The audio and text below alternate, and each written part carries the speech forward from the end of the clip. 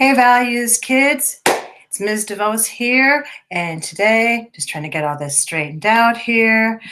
Today, we're going to talk about sex, intimacy, all the different confusing and interesting aspects of it. So, yeah, and just other things. We're going to talk about that. We're going to talk about consent.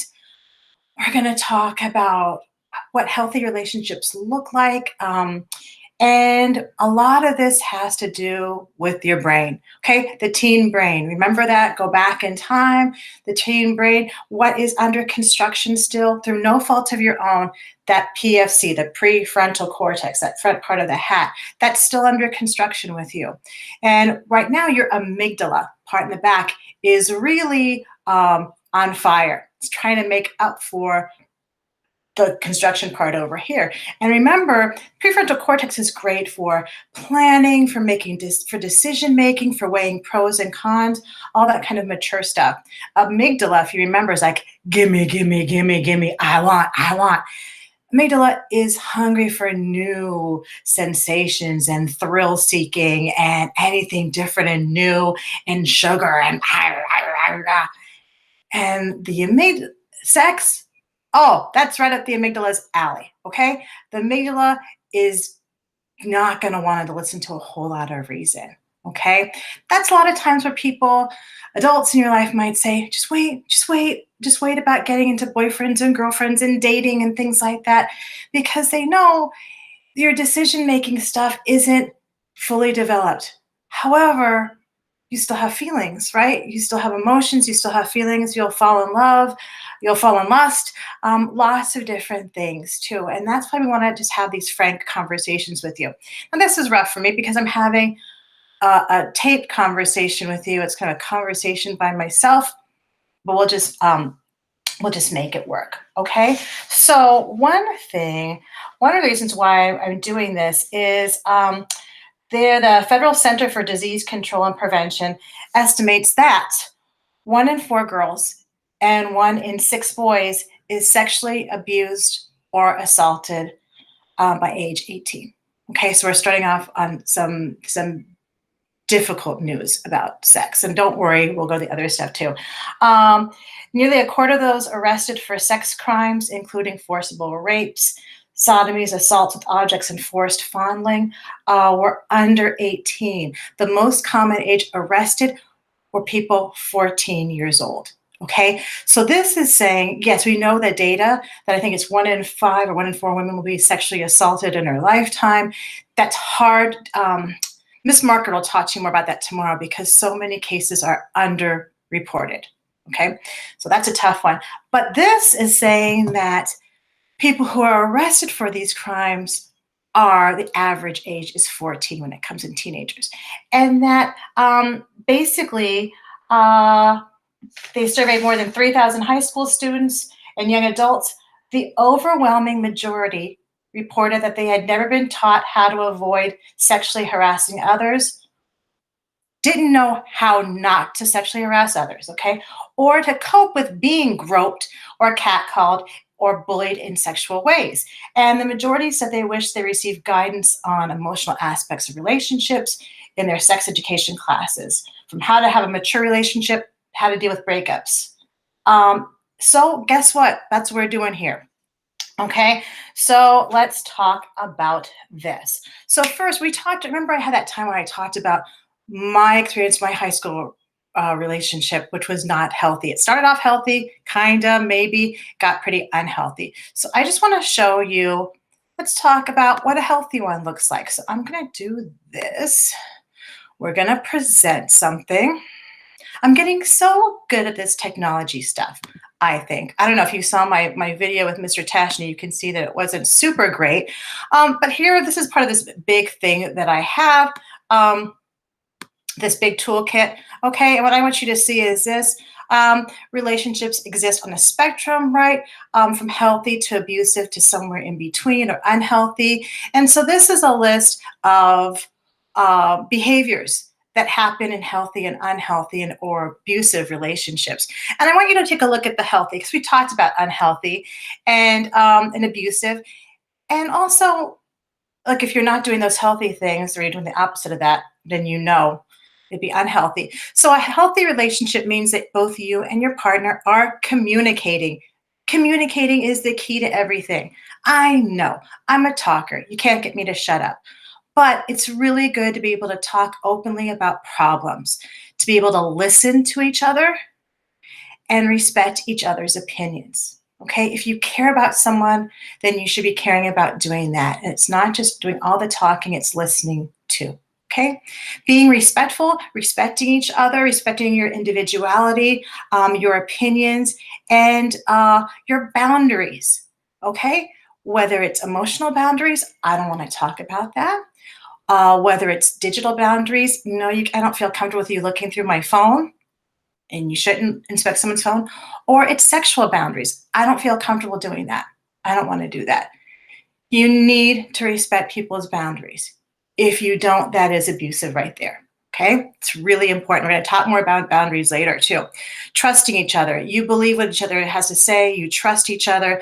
You don't feel like, hey, you got to prove to me that you're loyal by doing this. No, no, no, no, no, no. Don't do that. That's an immature relationship.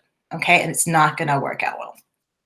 Honest, being honest with each other, but also you can keep things private. You don't have to spill everything to your partner. You can have that boundary too. Equal, you make decisions together. Okay, you hold each other the same standards. One person is not the boss, and the other person does what they say. You don't want to have that lopsided relationship, and you can enjoy personal time together and apart. It's really, really important to be able to spend time apart, whether you're spending time apart and you're just being by yourself, or you're spending time apart and you're being with your friends or your family. A lot of times, especially our amygdala, right? When you're so infatuated with someone and just so into them, you're just like, I want to be with this person all the time. And I get it. You gotta try to have time for your friends too. It's not realistic to be with each other all the time. A friend of mine was saying that her daughter and her boyfriend like will FaceTime each other and then fall asleep FaceTime. It's like, okay, to me, man, I want to have a boundary. Like, it's kind of, if someone needs to be with me all the time, that can be very, that can feel very claustrophobic for me, if because sometimes I might need time alone, or need time to hang out with Mr. Moss or Miss Margaret. And if my person doesn't understand that, I would feel a little bit trapped. But it's up to you to have your boundary. Okay. So that is that one. Alrighty. And I'll get rid of that. Okay. So I'll stop presenting that one. Okay. So now we go. Sorry, I'm trying to get this thing raring to go again. Here's my face big time screen. I'm looking at my notes because I want to have everything in here. Okay, so you're in a relationship, let's say. Here's the thing. Just, I know, I'm old, whatever, old school. Try to spend some time communicating face to face. Try to spend some time communicating on the telephone. Try not to have your communication just be based on texting, because texting is really easy to misunderstand. Okay, it's hard to get tone, to get the subtleties, to understand someone's mood by texting. It's really, really hard. It's easy to misunderstand text. Misunderstandings, lack of communication can lead to drama. We don't want drama. Just drama doesn't mean that your relationship is passionate. Drama just means drama. Okay. All right. Here's another thing. You're interested in someone, and I know this is awkward. And you're like, oh God, this is awkward. Or maybe some of you are like, I'm too cool for that. Whatever. Try to talk to them. Try to ask them out. Try to have a plan. Okay. I've talked to many students and many of my friends from all different age groups. Getting that text that says, yo, what's up? What? What do you want? And I know sometimes we kind of want to play it cool, like we're not needy, whatever. I'm around, you're around. Okay, let's want to hang out, that kind of stuff. It's nice to show people you care. I know it's hard because you're putting yourself at risk of getting hurt. right? You're making yourself vulnerable. Hey man, that's what it's like to be in relationships. That's that whole trusting part. And if someone thinks you're weird or is like, oh my God, I can't believe they said they wanted to get coffee up here. They're not worth your time. Okay. You don't want to waste your time on someone who doesn't respect you.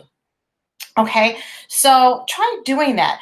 Um, Respect someone enough to enter into a conversation with them and to try to give them that attention. Okay. Think of things to do. Oh my gosh, Mr. Moss's circles of, it's me doing a circles of intimacy.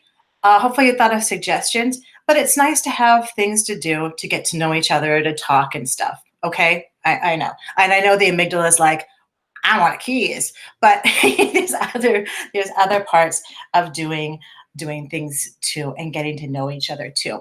And when I say ask someone out, hey, I'm all equal opportunity here. I don't believe, first off, if you're in a boy girl relationship, um, I don't think that it's up to the boy, young man to have to do the pursuing or the asking out.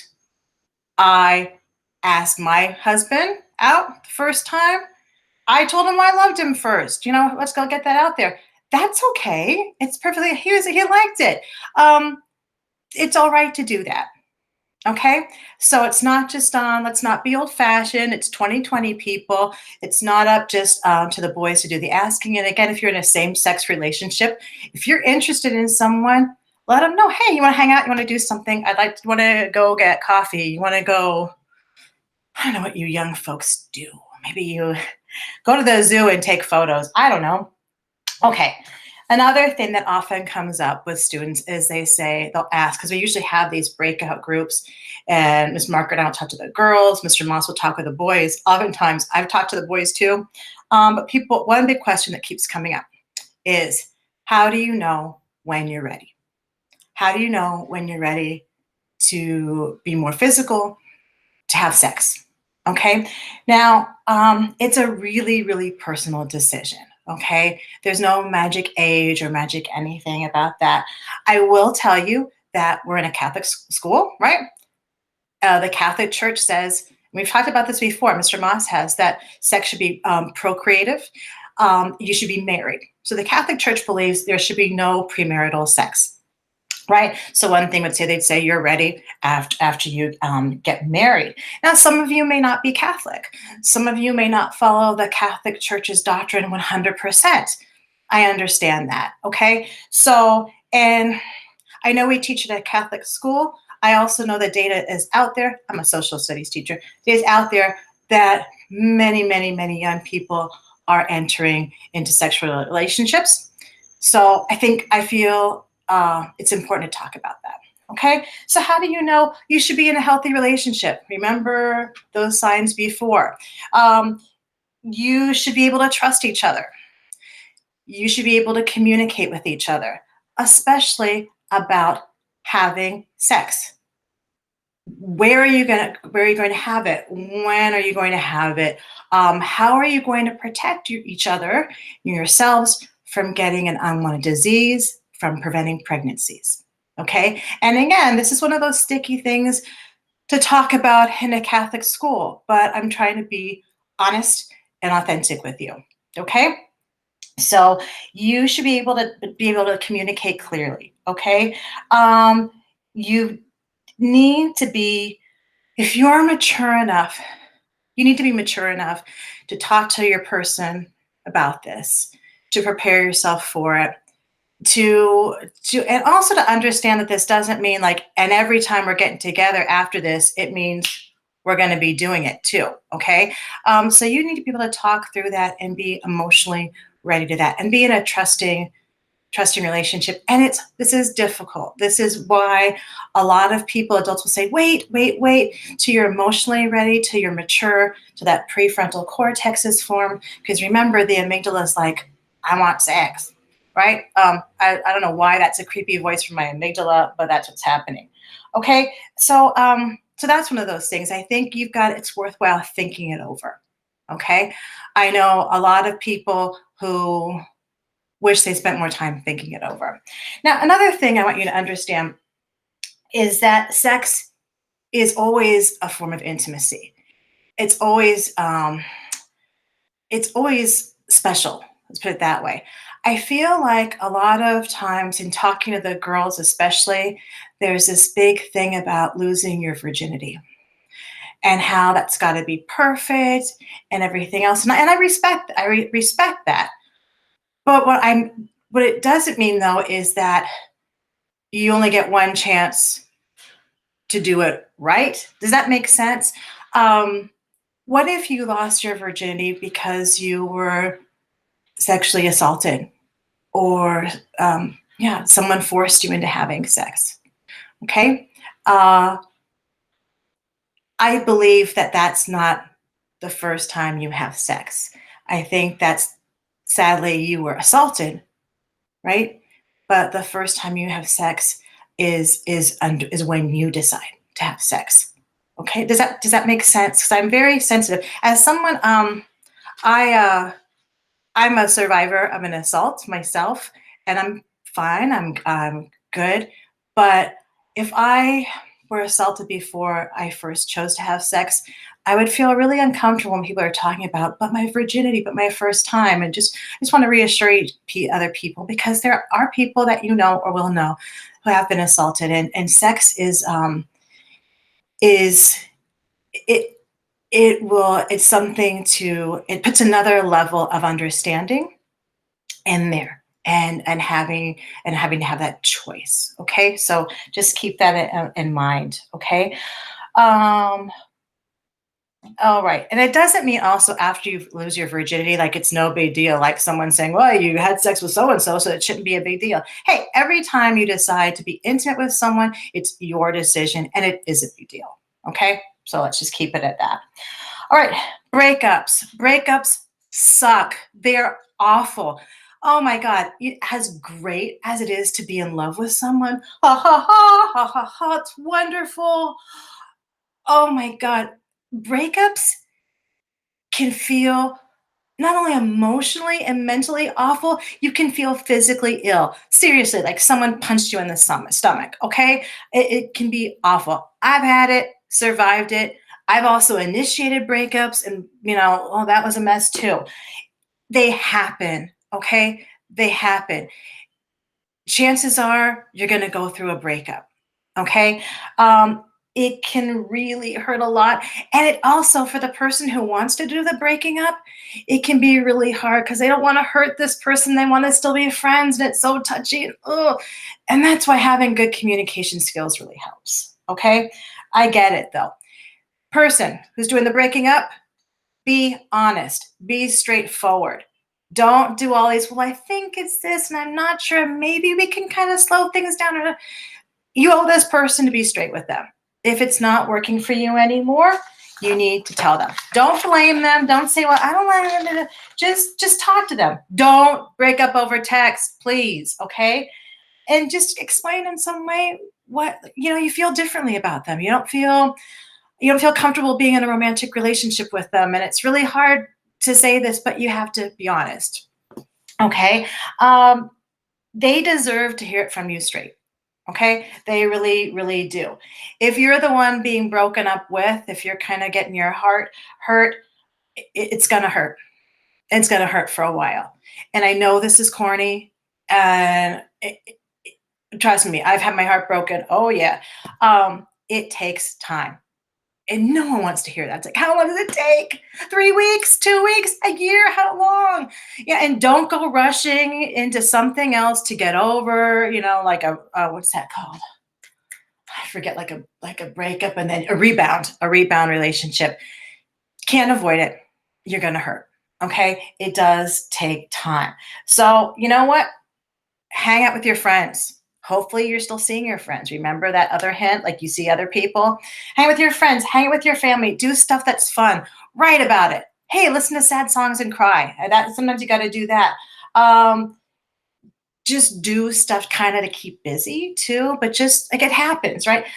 Don't, do not hassle the person that broke up with you by calling them over and over and over again, by texting them over and over and again. Why? Can we get back together? Why? Don't. They told you? and you've got to accept it. You're not going to be able to um, nag them into getting back together or convince you to get back together. As much as you want to, as much as you want to be like, I'll change, I'll do whatever. No, just let it go. Okay. I'm telling you, they told you, and you just need to respect that boundary. Okay. If you're meant to get back together, it'll happen, but they need some space and some time. You need to give them that. Okay. Getting mad at them is not going to help. Yelling at them down the hallway in school, not going to help. Talking trash about them, you might feel better in like the first second, then you're going to feel bad. It's not going to help. Okay. Be the bigger person, be mature, and hopefully you can be friends, right? Time helps. Okay, again, this is why we adults are worried about you. We don't want you to get hurt. We are so worried about how you're going to handle these things with your teenage brain. Um, okay, so let's see. And the idea to the teenage brain, again, social psychology, to think of de-individuation. Everybody's doing it. I want to.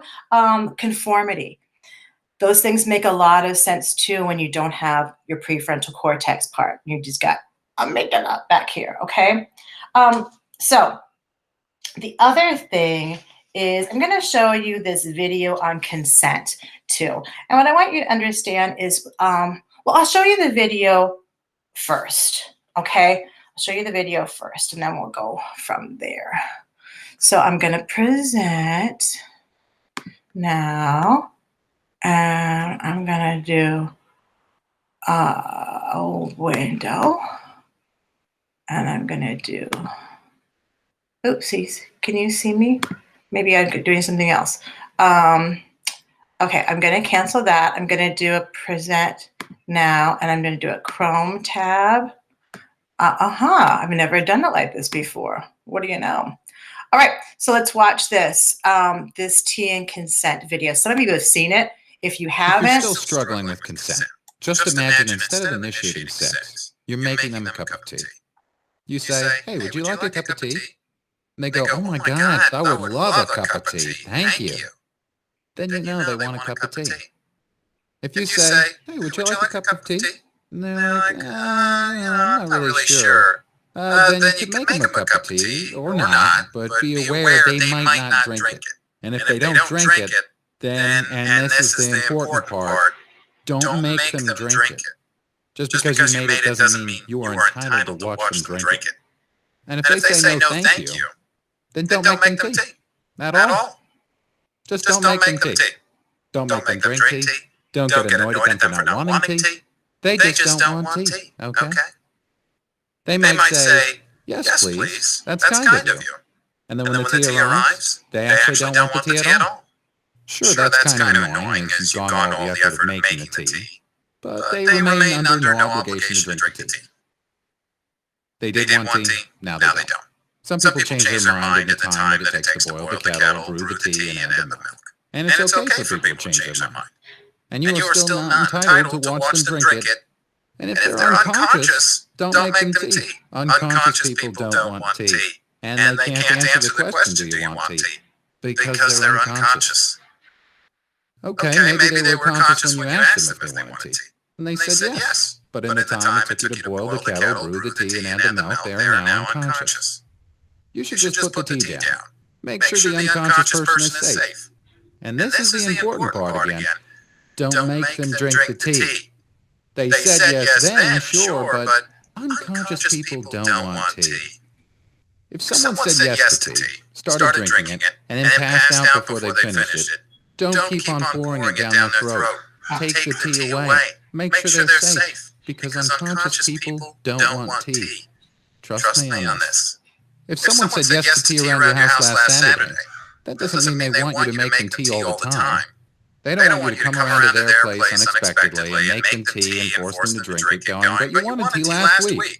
Or to wake up to find you pouring tea down their throat, going, but you wanted tea last night.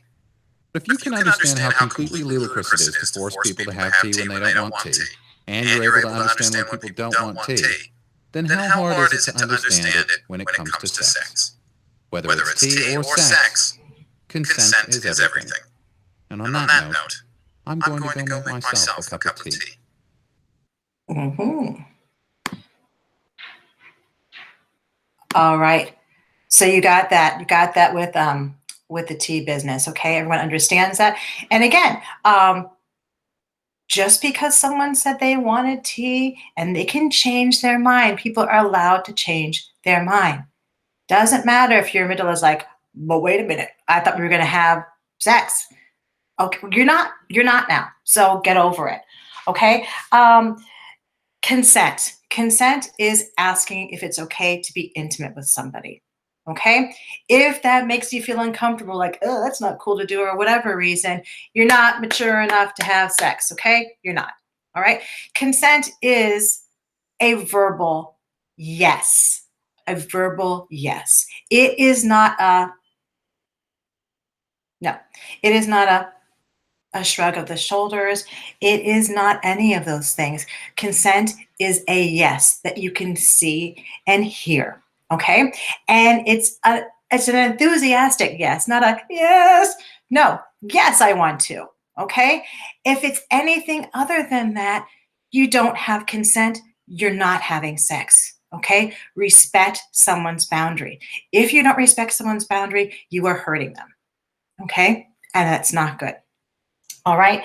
You need to communicate. You've got to communicate. Even a smile, it does not mean consent. Consent is a clear verbal yes. Okay.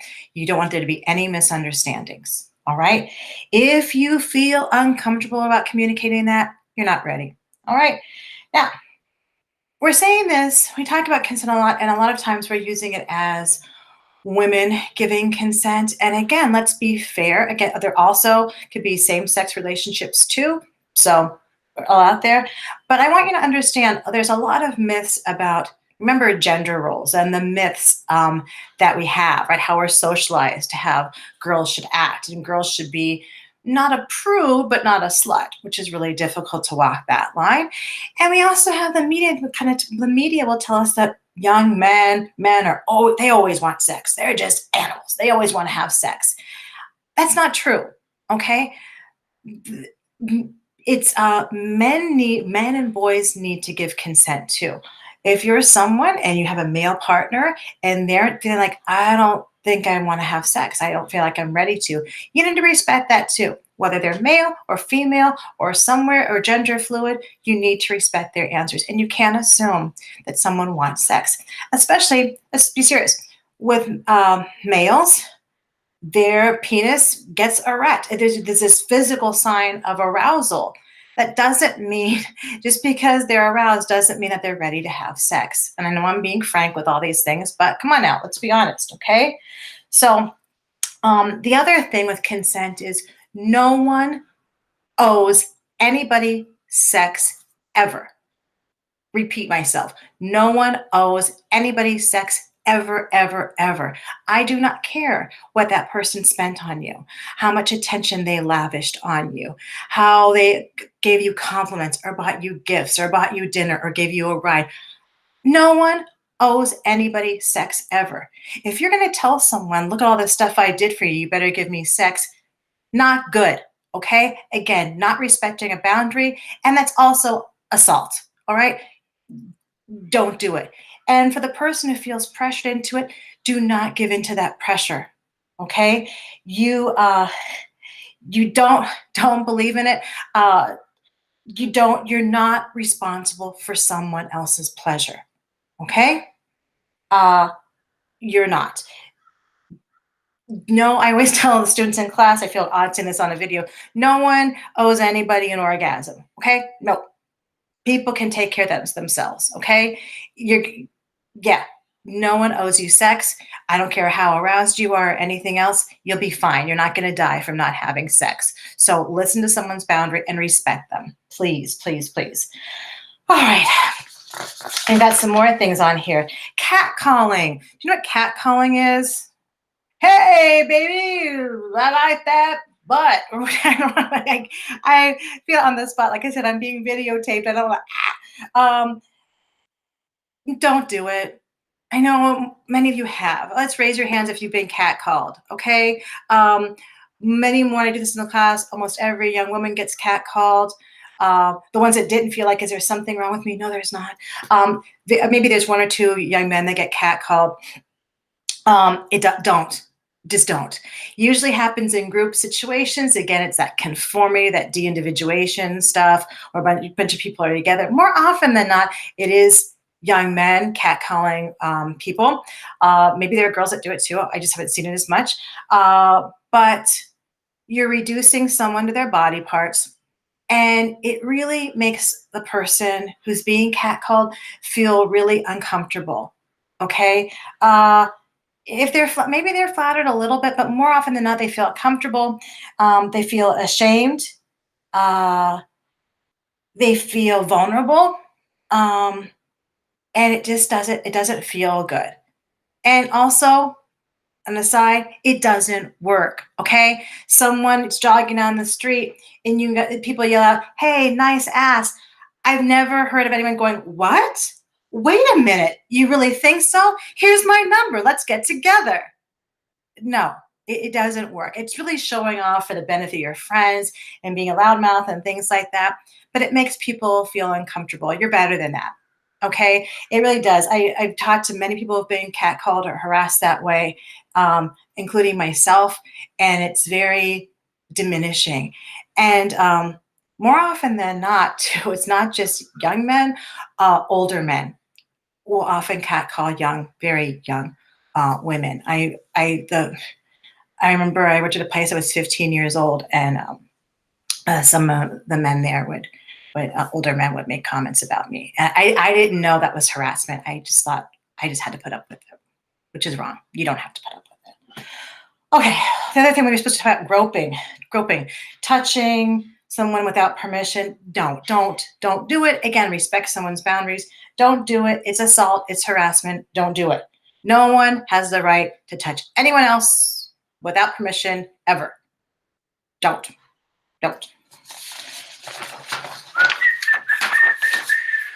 Oh.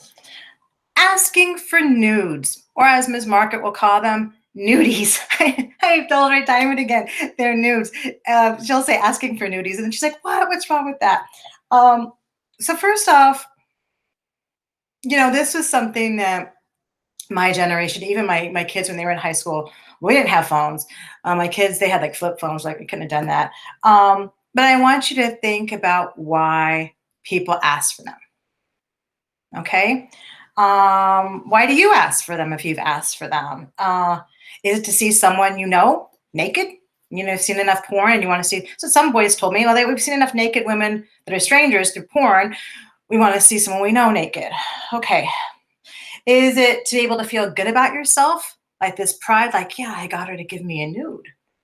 Or I got him to give me a nude. Equal opportunity, I guess.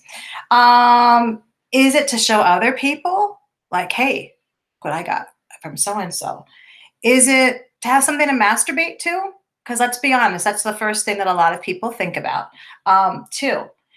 And what it feels like when you're asking someone for a nude is that you're reducing them to their body parts. I'm not interested in you, not interested in what you think, but I really would like to see your body. Okay? Again, think about why. I hear kids tell me at school, oh, it's like boys at school that I don't even know will ask me for a nude. I guess I'm old fashioned, but that's kind of creepy. Okay. I think it's creepy. I think, and I'm not trying to shame anybody. But there are plenty, you want to see a naked body. I'm sure you can find them on the internet. I'm sure you all know how to find them on the internet. If you're asked to send a nude, do you feel flattered? Do you feel happy that someone thinks you're sexy and you're attractive? Because that's the hard thing. We all want to feel like people find us attractive, right? We all want to be liked. I could see myself being your age and falling for that, right? I'd rather people like you for all the parts of you, not just for what you look like naked. You are so much more than your body. And I get it. Amygdala, I want a nude. But, uh, That's a really tricky one for me. I worry why they're being asked for. I worry about people demanding them, and again, that's not respecting a boundary either. Warning though, if you share a nude with someone, that's considered distribution of child pornography. So there was a student years ago, I think he was a junior or a senior, and shared another guy's picture. A guy had got a nude from his girlfriend, right? She was 15. He shared it with his friends after they broke up. Okay, not good. And this other guy who was a junior or a senior shared it with people. And the police came, arrested him, distribution of child pornography, okay? Don't ever, never send an unsolicited picture, an unasked for picture of your junk to anyone. Don't.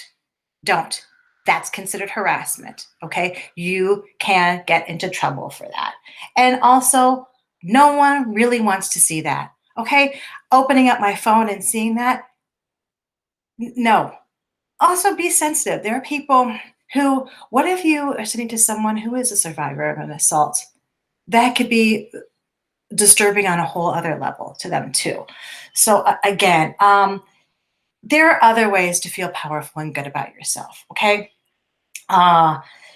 Do not keep asking for nudes over and over. I have a student, a guy kept asking her for nudes, and she's like, no. He goes, well, I'm going to keep sending you a picture of my if you don't do it. And she woke up the next day, and there were all these pictures of his penis. Like, no.